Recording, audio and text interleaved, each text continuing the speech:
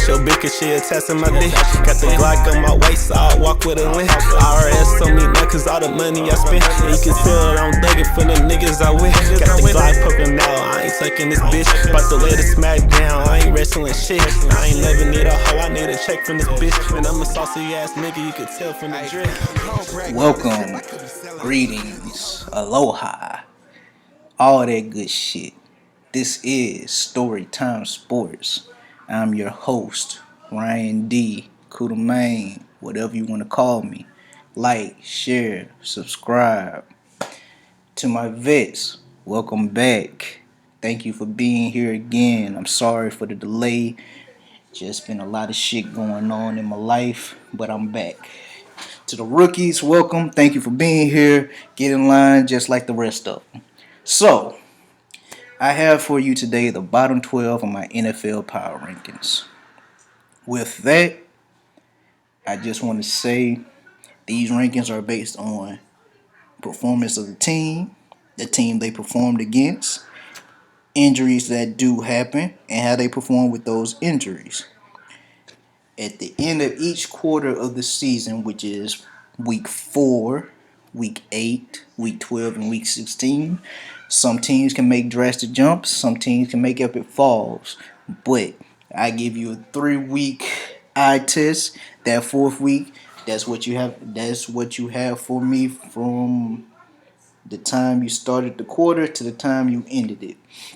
So, as you can see, I have the Jets at 32, the Giants at 31, Bengals at 30, 29 I have the Washington football team, 28 the Broncos, 27 the Browns, 26 the Dolphins, the Falcons at 25, and just a disclaimer for them, and this is what I actually do have written down. The only reason they are at 25 is because I believe they won't collapse against any of the teams ranked under them. Other than that, Matt Ryan, Julio Jones, Gurley, Hill, Ridley, Hurst, y'all have to win games because that defense is trash as fuck. Plus the coaching, yeah, Dan Quinn got to get up out of there. Just a disclaimer, so y'all, if I skip 25, y'all already know why. If you get it again, it's just a repeat. I may have forgot. But 24, we have the Vikings, 23 Texans, 22 Chargers, and 21 Panthers. So, just like the Falcons, the Jets need to fire their head coach. Adam Gase is supposed to be this guru of quarterbacks, offensive genius. Now I'm seeing that Jay Cutler probably made him look better than what he actually is. And that we need to give Jay Cutler more credit as a quarterback. But that is another show for another day. Stay tuned to buy the numbers. But with Adam Gase, your offense ranks 31st in the league. No, 32nd in the league. Your pass offense ranks 31st. And your rush defense, albeit Le'Veon Bell is out, ranks 28th. Greg Williams is doing what he can with the defense, but the offense has yet to crack over 40 points total in 3 weeks. They have yet to throw for 600 yards in 3 weeks. Yeah, so 32, New York Jets. Fire Adam Gase. At number 31, I have the New York Giants. The offensive line is still shaky. There's no real threat without Saquon out. You do have Slayton. You do have Tate. Sterling Shepard looks average at best, even though he did get his extension. But they do have their bright spots on defense. Might need to improve their front seven with a couple more linebackers. I do like Carter and Frackel that came over from the Green Bay Packers. But other than that, Leonard Williams is your stud. You have Logan Ryan, but that's a 1-year fix. Jabril Peppers, the jury is still out on him a little bit. He has to be a little bit more consistent, and I don't know what they're going to do at cornerback because I never liked James Bradbury. But he's been decent in his career. At number 30, we have the Bengals. Joe Burrow continues to play well in his first 3 NFL starts. That win is just eluding him. He had his chance against the Eagles, the Browns, and the Chargers. One ended a PI loss. One was a comeback coming up too late, and one was a comeback that turned into a tie. They have nothing to feel bad about. You were the worst team in the NFL last year. You have a rookie quarterback starting for you. AJ Green maybe traded sometime, during the season for a contender. But they do have the sixth ranked pass defense led by William Jackson, who's a very underrated cornerback, and Mr. Jesse Bates. But I do like the Bengals. Their offensive line needs a little help, just like I said with the Giants. But other than that, once Joe gets used to the NFL game, that's going to be a very scary offense with Joe Mixon, Joe Burrow, Tyler Boyd. They may keep John Ross for a speed factor, but they could also be in the chase for Jamar Chase. But we have yet to see that because the other two teams under them look like they'll be in that sweepstakes too. So we'll see how that happens. At 29, we have the Redskins. May be in that same race as well. They got a win against the Eagles, but they were hurt. I mean, they do have the best front seven in the NFL, in my opinion. They're leading the league in sacks. Chase Young, just like the Bosa brothers, looks like to be that stud pass rusher out of Ohio State. Montez Sweat is coming out. Kerrigan, Payne. They have two. Epinesa, whatever his name. Not Epinesa. I can't even say the dude's name, but he's number 96. He's a nice little piece. Holcomb.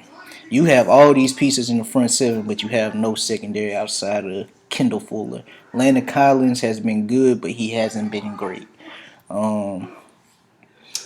Offense, they need to catch up to the defense. Dwayne Haskins, he's still showing that he's learning the game, but it does help to have his Ohio State teammate Terry McLaurin as his number one receiver. I feel like that would be somewhere they'll be looking to in the draft because I don't see no playoff aspirations for them unless that defense can really carry them to it. But in the NFC East, you never know what can happen. At 28, we have the Broncos. They are here because they are hurt. If the Broncos didn't have all the injuries that they had, they probably would be a top 15, maybe top 10 team. Drew Lock played decent in his one start without Cortland Sutton.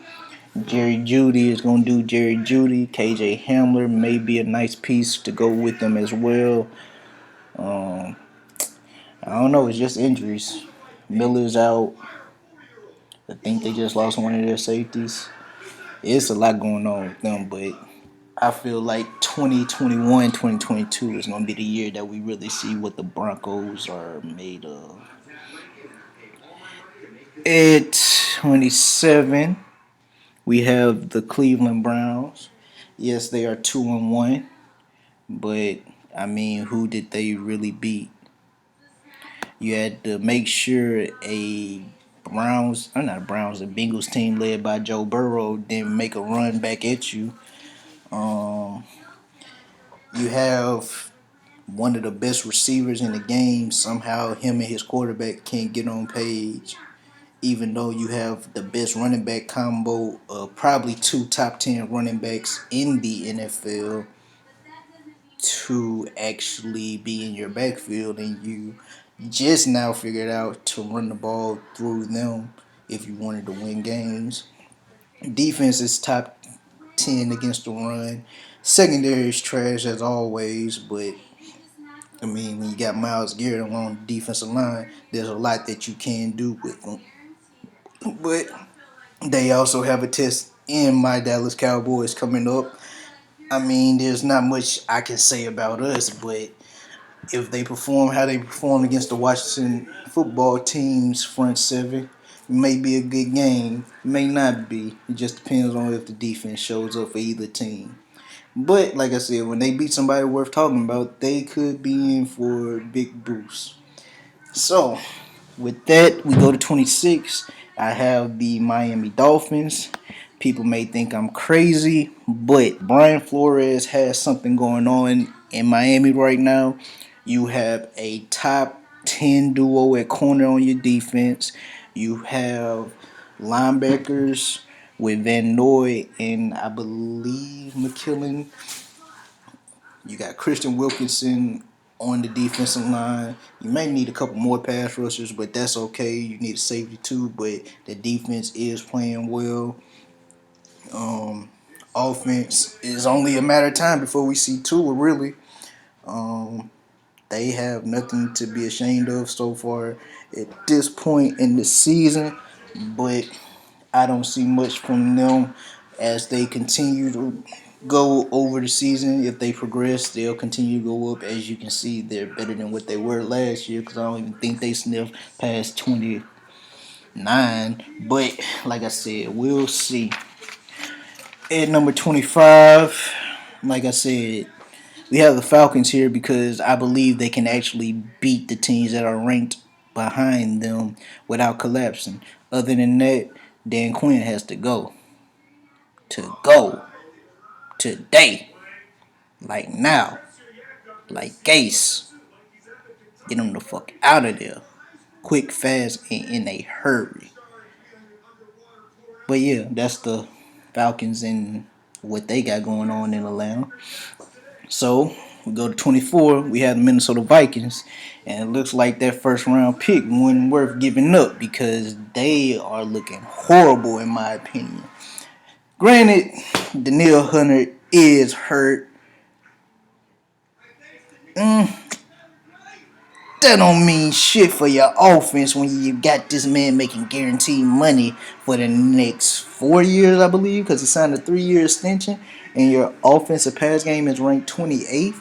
But you have Dalvin Cook, so that helps a little bit. But that defense ranks 30th against the pass.